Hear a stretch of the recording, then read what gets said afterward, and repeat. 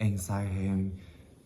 And yeah, people ask me how do you get into the character and how do you get out of the character? Yeah. Getting out might be dangerous, huh? Yeah. But I think from our trainings, if we know how to get into it, we know how to get out of it. Yeah, it's like workout. Yeah, like training your muscles. Yeah, like a Yeah. practice. It's Yeah, interesting because when you say that, it makes me think of healers. I actually just went to one in the mountains of Ulai, and it's like she went into my body to kind of feel out, you know, my emotions, and then out, and then afterwards she was like, I need a nap. Like, I'm so tired. It's kind of similar. How did she get into your? So she's worked with like in her lineage, her ascendant teachers, and it's like a way of channeling, and it takes, you know, many years to kind of practice and master. But I just I saw how tired she was after, but it was really potent because in a way, when you're performing all those emotions for others to feel, it's almost like they take on your body. And you must be exhausting, and then your body's showing it. Yeah. 超累. Yeah, like any kind of empath or shaman or therapist, right? They're all taking on everything from their client or their patient. You mean me? No, like what she's talking about, but like if you're doing spiritual or emotional healing work for somebody else, you're gonna kind of have to take all that in you to heal them, right? And then you have to somehow get it out of you. Yeah, actually, I have some experiences about this, like, because I've been working on HIV/AIDS, the disease, for many years, and I did some workshops, like healing workshops for people living with HIV. Yeah, and often they were crying, and then their emotions, in the room, and I had to take it. I had to, transform the emotions into something. But like we are talking about like how to take it in and how to take it out. But for me, it's more like how to transform it. Yeah. For them. For them and also for myself. Yeah. So that's a totally different approach. It's like alchemizing. Instead of trying to remove it and replace it, you're talking about transforming it. But for me, there's no removing or replacing. It's like, it's there and you just transform it. Like we look at it in a different way. Yeah, I'm thinking about like, she saw a healer. So why would you normally go see a healer? Maybe like anxiety or depression or trauma or something like that. So I would think normally a healer or a counselor would try to, now I feel like I'm wrong already, remove it and replace it. But now I'm thinking, oh no, it's more about processing it, helping you process it. And actually through processing it, you're going to transform it into, oh, I now accept this as a part of me. Because I accept it, I don't reject it. Because I don't reject it, there's no resistance, and I'm at peace. Because it's there, you cannot remove. Right. Yeah. You can't remove who you are. Yeah. And because that's what I believe in performing arts. Well, I just say that. Wow. So Yeah. Because I think once performing arts saved me. Yeah. Because I am also living with HIV, and I did a solo show about my own story 5 years ago, and then I felt the power, that being heard on the stage, being understood on the stage, it was so powerful for me. Like, I'm not alone. Yeah.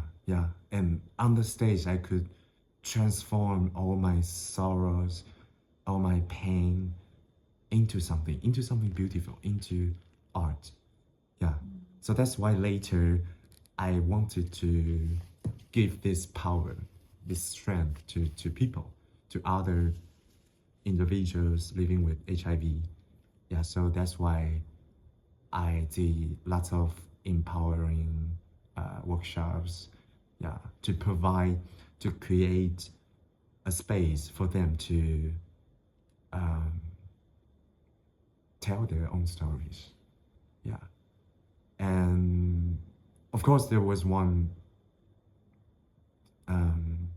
many moments I was like, oh my God, I am not a therapist or something. I'm not professional. How could I take them? But then I believe in art. Like, art can transform their pain into something. Yeah, yeah. And it worked. Yeah. It worked. Yeah, like in healing work, therapists, like somatic worker or whatever, like we say alchemizing our pain, and yeah, just so cool to see how you as a performing artist are doing that. And it's, you know, it sounds like you're doing it from such a heartfelt place, and I'm sure your audience can feel that. And also I just want to acknowledge the courage, like the insane amount of courage to just show up so authentically, because that's not easy. And I think I'm on the path of that, of like, you know, like the more we hide, it's almost like we like need to, we can't just take it in, we have to put it out there. And it goes from, yeah, something that's hard, heavy, painful, like you said, turning it into something beautiful. And that takes so much presence and patience, just staying with those hard emotions. Yeah.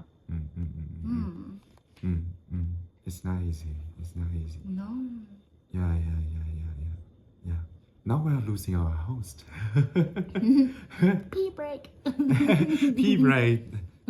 Let's continue. We can continue. I continue. Yeah, But now yeah. I feel more like Lucy. So what do you do? Yeah, I guess it's kind of related.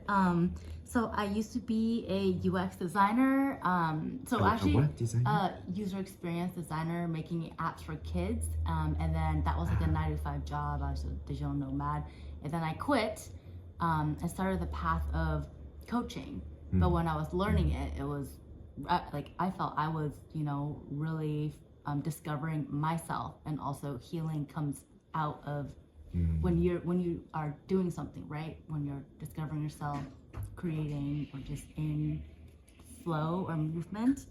And now I'm dabbling in different things, but one of the things that I do is, I coach clients, but I've really been drawn to healing arts and like visual arts. Yeah. So I actually have, I would love to give you this journal. I actually gave one to Chris. He hasn't used it yet. But when you said, wait, what's that? How do you say that word? Synesthesia? Yeah, so the journal that I created is basically how I process my emotions. Like I'll draw an outline of my body and then be like, okay, like this, maybe like grief is coming up. Draw grief. How does it look like? How does it feel? The color, shape, texture. So I love doing that for myself, and that's like my favorite way to coach clients. It's like really being present with their energy. Be like, okay, can you locate it, be with it, breathe into it. What color comes up? Maybe what messages, like what words come up even.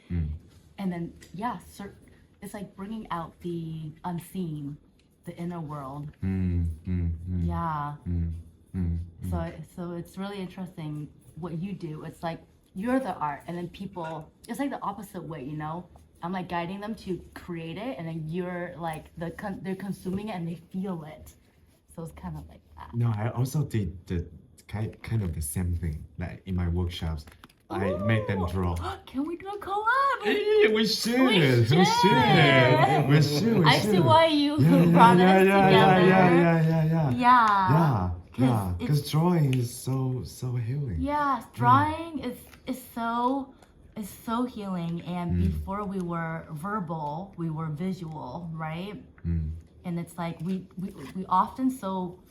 so often live in our heads. We try to like figure out why, understand it, intellectualize our feelings. But yeah, drawing, it doesn't have to make sense. And then you look at it after, then maybe you put meaning behind it. Yeah, but I feel like it's more embodied. Like the movement, the flow, the colors. Yes, embodied. What does it mean to you? Embody means... embody, what does it mean? It means a lot. To you. Yeah. Because me as a performer, I'm always embodying something. Yeah. Embody. What are you embodying right now? If you just take like a deep breath in this environment. Myself, you guys, this vibe, I'm embodying this presence. Embodying presence. Ooh, that's a good one. Yeah. And also theater, because it's live. So it's the presence of art, and the art of presence.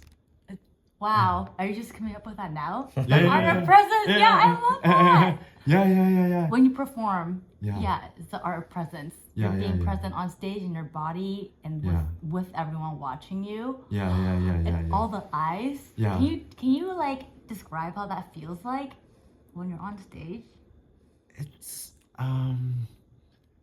because every show is different.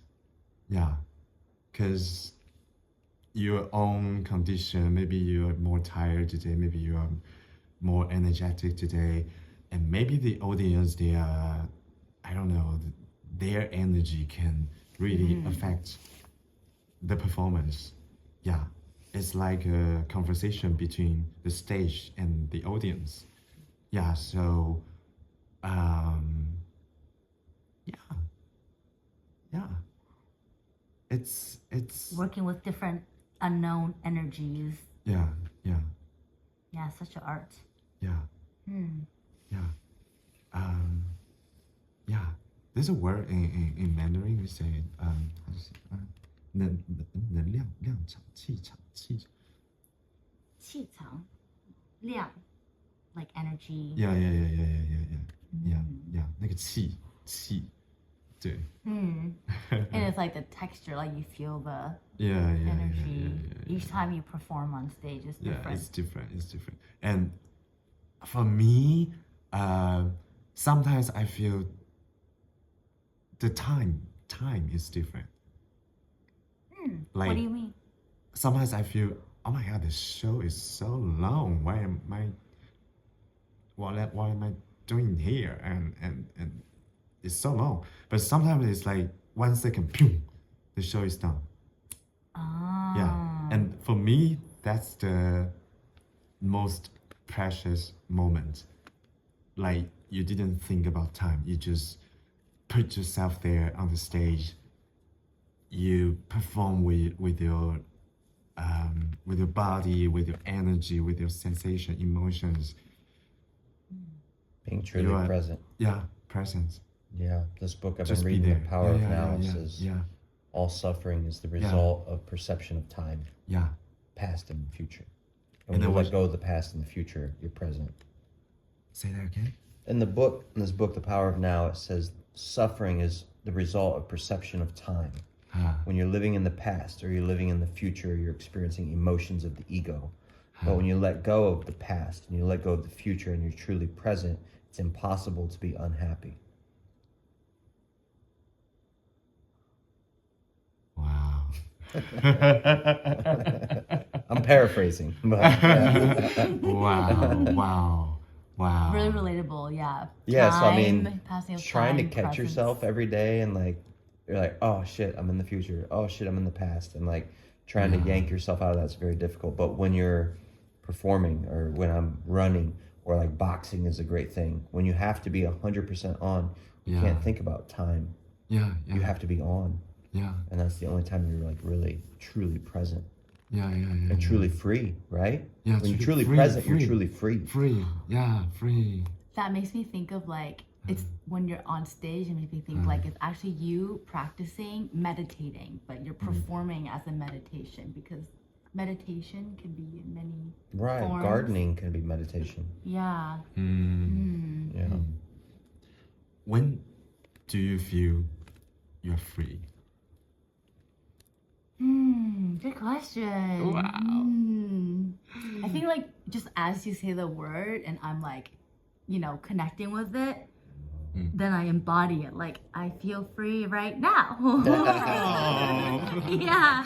Wow. I think it's because of your voice. Can you say that again?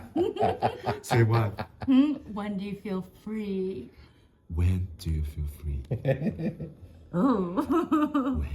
It's probably the same for everybody, but when you're fully engrossed in a project, it doesn't have to be a project, it could be meditation, but when you're fully engrossed, for me it'd be like reading or running or boxing or jumping in the cold ass river, right? You can't think about things. Let's go to the river. We can. Thinking is the opposite of freedom. Thinking, well, there's constructive thinking, right? But like ruminating is the opposite of freedom. What is Ruminating is like, oh, I got to go to work tomorrow. Oh, what time do I got to get up for work? Oh, what do I got to do when I get to work? Like thinking Like over and over looping again. Thoughts. But when you're like running and it's so hard, you can't think. Or when you're acting, you must be. Or when I'm writing music, you know, like there's no space. Interesting. Yeah, I guess that makes me think of the word flow. Like when you're in flow, you feel free. But also the word safety comes up for me. It's like when I feel safe, then I feel, yeah, I'm just being and I can be free too. And that makes me curious about like how do you relate to feeling safe in your body when you're on stage? A lot of practice and because it can be quite dangerous on stage, physically, mentally. Yeah, so you need to train yourself. You need to have your own technique to go onto the stage. Yeah. What's your technique? What's your like prep? Like, yeah, so curious to know.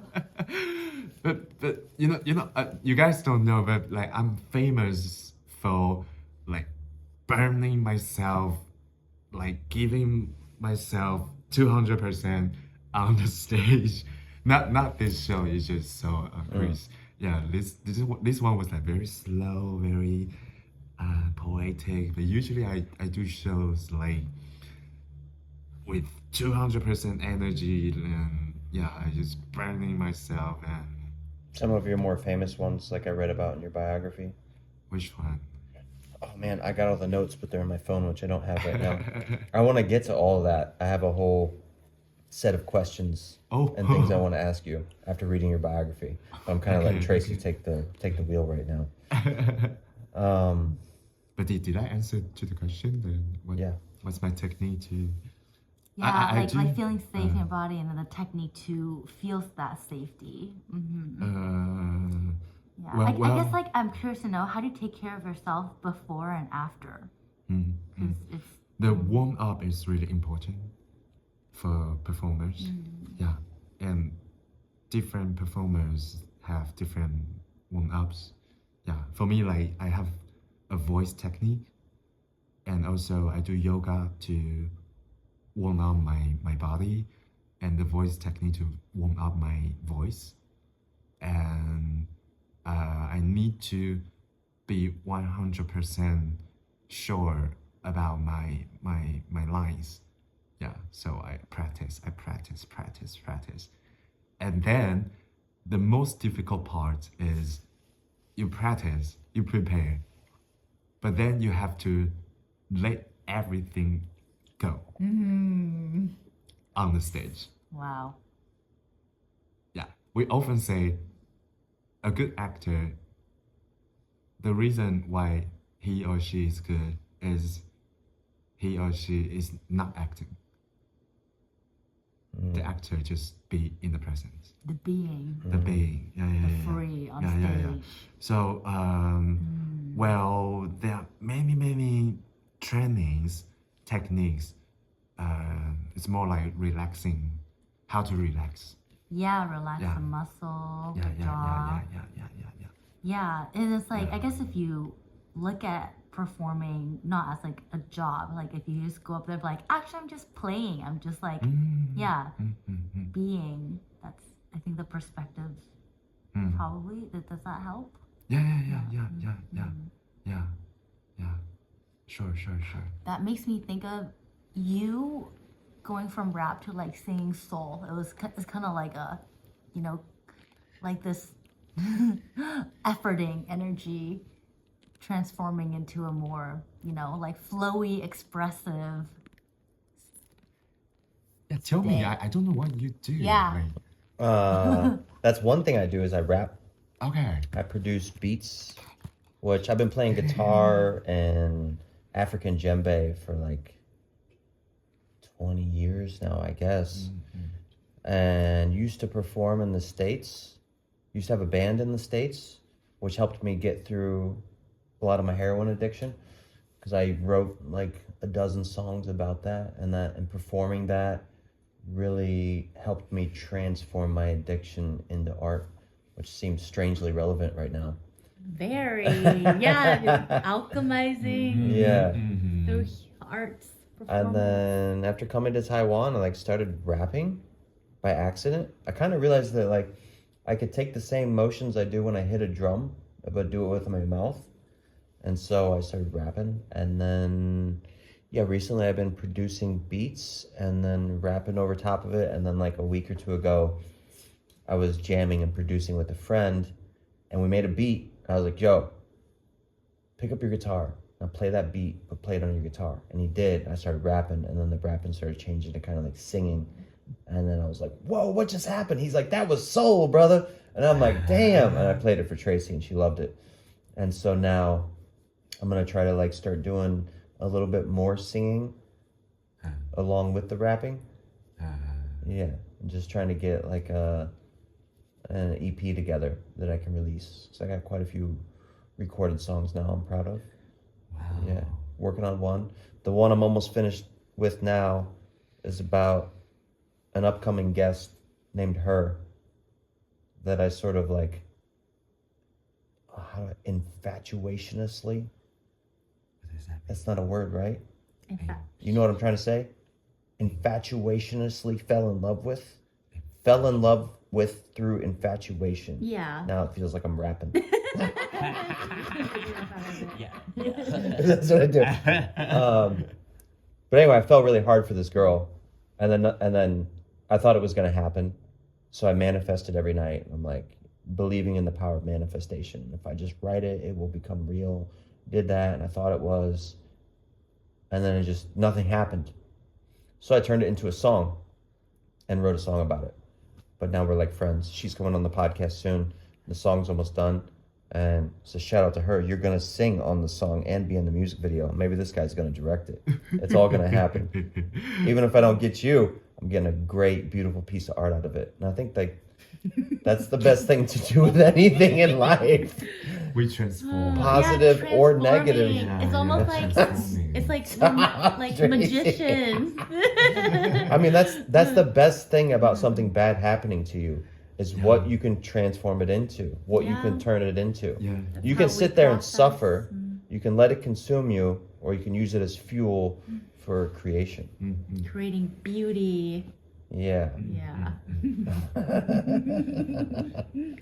But why? I mean, what do we get? Why do we innately do this? Why? Or Yeah, like, We'll let him finish his question. it's very hardcore. This Why? question. Like why? Like what do you get after you transform something into art, and well, I did answer this question like what I just shared. I felt the power of being understood, being heard. But I don't know, sometimes I lose that. I don't feel that anymore. But so what's the what's Purpose? yeah what's Through repetition, once you've repeated something many, many times, maybe you start to become desensitized or numb to it. But me, having freshly wrote this song, I can tell you it went from like, with the girl, an obsession, certainty, and then sort of like failure, like it didn't happen the way I thought, and then suffering. And then I'm sitting here and I'm suffering, and then like, wait, I can do something with this suffering. I can use this energy to create. And then it went from a feeling of suffering to a piece of art. I'm now creating. And now that suffering is completely left me, because now when I think about her or that situation, I'm thinking about the song. I'm thinking about the creation. So I no longer think of that pain. Actually is completely gone. Like that whole thing is gone, because now I just see that chapter as this song, this story, the story I'm telling through the song. But at the same time, do you also have this desire to because you're talking about yourself, inside yourself, the journey inside yourself, but do you also have this desire to share it with people? Does that also motivation for you to write this song? Yes. Yeah. I mean, the desire of sharing. when I first started writing, I think it was just like, oh, I found a way to get it out. Oh, I found an outlet. But then as the song actually starts coming together, and I get like verse 1 done, I kind of come up with a chorus, then I'm like excited, and then Tracy comes over and I'm like, hey, she's like, I want to hear it. And I'm like, cool. And then she's like, I like it. And I'm like, oh, maybe I should share it with somebody else. And then once I realize it's actually like decent, then I'm like, oh, now I have a reason to finish it. I should share it with people. And this specifically is a really funny thing, because everybody knows the girl and me.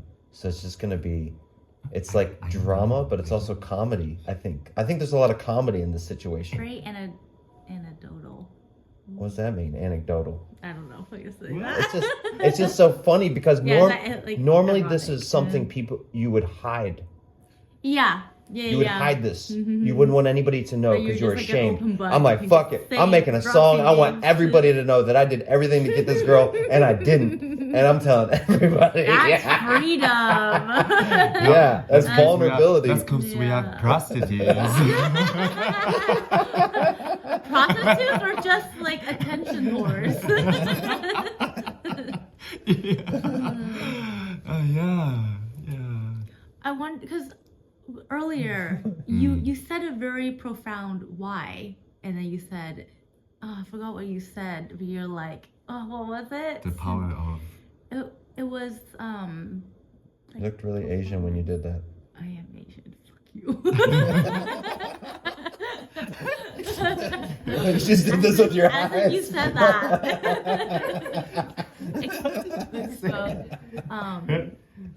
But I can kind of hear your internal struggle as a artist who's performing. You're trying to make money from it. You had such a strong why before, but now you're like performing to get the grants, like like make money, like performing for people. It's tiring. So it's like You were asking the question like, why do you work so hard?